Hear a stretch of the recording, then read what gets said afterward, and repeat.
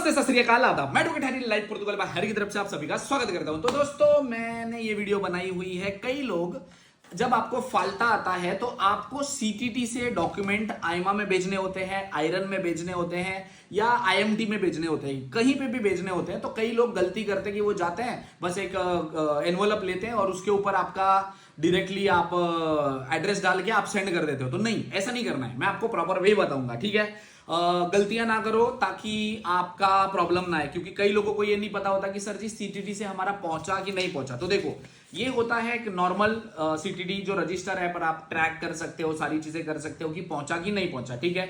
यहाँ पे आपका डेस्टिनरी का नाम आता है, यहाँ पे नीचे आपका नाम आता है और ये जो नंबर रहता है ये ट्रैकिंग आईडी रहता है, ठीक है। ये आप जब सीटीटी के वेबसाइट पे जाओगे तो ट्रैक हो सकता है कि आपका रिटर्न वहां पे पहुंच गया है कि नहीं पहुंचा है।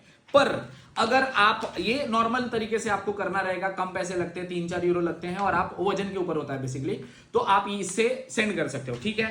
अगर आप आईमा में कोई ओरिजिनल डॉक्यूमेंट भेज रहे हो या आयरन में या आईएमटी में आपके नेशनलिटी के डॉक्यूमेंट भेज रहे हो ओरिजिनल, तो प्लीज ये वाला आपने एक वो भरना है, इसको बोलते हैं रजिस्ट्रादो एआर, ठीक है।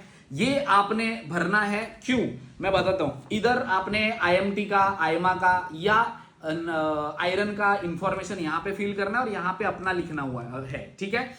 इसका क्या बेनिफिट है और इसमें फर्क क्या है? तो इसमें और इसमें ये फर्क है कि ये वहां पे पहुंचने के बाद आपको मतलब ट्रैकिंग आईडी मिलता है आपको, इससे आप ट्रैक कर सकते हो कि पहुंचा कि नहीं पहुंचा। बट ये वो कागज है जब आपके ओरिजिनल डॉक्यूमेंट वहां पे पहुंच जाते हैं तो वो जो बंदा रिसीव करने वाला होता है, फॉर एग्जाम्पल अभी एक ऑफिस है आयरन का या आईमा का, तो उसमें 50 लोग का सॉरी 50 लोग काम करते हैं, बराबर। किसने आपका रिसीव किया कैसे पता चलेगा?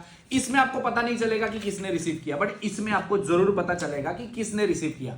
तो रजिस्टर एआर, अगर आपके ओरिजिनल डॉक्यूमेंट आप आईएमटी, आईआरएन या आप आईमा में भेज रहे हो ओरिजिनल डॉक्यूमेंट, तो इसके साथ आपने ये भी फिलअप करना है।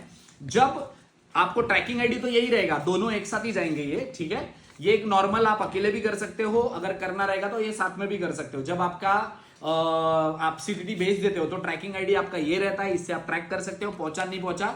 और एक बार पहुंच जाए तो किसने कलेक्ट किया वो बंदा यहाँ पे साइन करके ये लेटर आपको आपके घर पे दोबारा से सीटीटी वाले भेजते हैं। इसके थोड़े से चार्जेस ज्यादा है, 1-2 यूरो, बट आपको कम से कम कंफर्म होता है कि भाई किस बंदे ने आपका कार्ड आयरन में या आईमा में कलेक्ट किया हुआ है। तो जब भी आप सीटीटी करने जाते हो तो प्लीज मेक श्योर करना कि आप अपने पासपोर्ट की कॉपी, जो फाल्टे का पेपर आया था उसका एक जेरोक्स कॉपी वो डालना है आपने। फिर अपने ओरिजिनल डॉक्यूमेंट डालने हैं तो ओरिजिनल डालो, कोई आपने अगर फोटोकॉपी डालनी है तो फोटोकॉपी डालो, और वो एनवलप में डाल के आपने सीटीटी में जाके ये 2 पेपर मांगने हैं। अगर आपको चाहिए तो इसका स्क्रीनशॉट ले लेना, मैं इधर सामने पकड़ लेता हूं, ठीक है।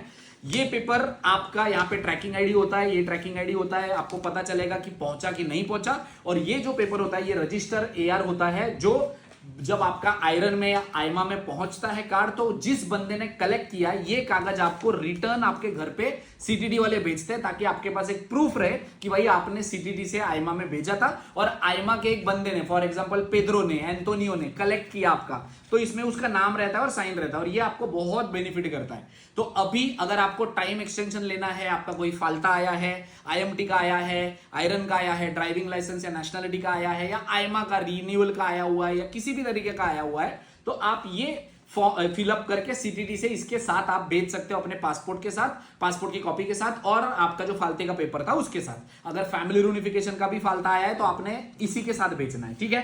रेस्ट अगर इस रिलेटेड कोई भी इंफॉर्मेशन है, गाइडेंस चाहिए होगी तो वीडियो के नीचे कमेंट कर सकते हैं। Thank you so much.